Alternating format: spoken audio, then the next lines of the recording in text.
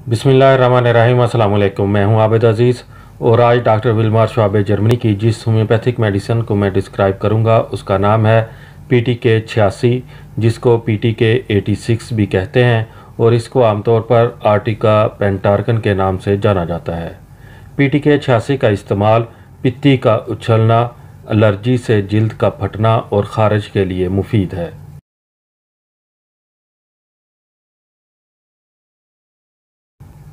PTK 86 की composition में जो एक्टिव सब्सटेंसेस यूज़ किए गए हैं उसमें शामिल है Apis mellifica 2x, belladonna 3x, calcium carbonicum 6x, डल्कामारा 2x और आर्टिका 2x।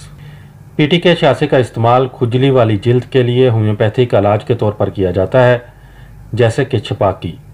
अगर बार बार जिस्म के किसी एक हिस्से पर ख़ारिज करने को दिल चाहे और उस जगह पर छोटे छोटे दाने नमूदार हो जाएं जो कि सुर्खी माइल हों और ख़ारिज वाली जगह पर जलन का एहसास हो, या ख़ारिज किसी बैरूनी अमल यानी एलर्जी का नतीजा हो, या रैशेस यानी जिल्द की अंदरूनी तह के फटने के नतीजे में खून बहने के अमल को काबू करने के लिए PTK 86 का इस्तेमाल किया जाता है।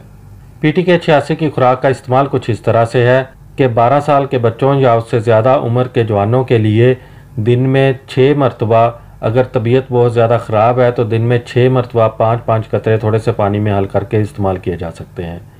और अगर तबीयत बेहतरी की तरफ माइल हो तो फिर 12 साल के बच्चों या उससे बड़े उम्र के लोगों के लिए दिन में 3 मरतबा थोड़े से पानी में 5-5 कतरे पानी में हल करके इस्तेमाल किए जा सकते हैं।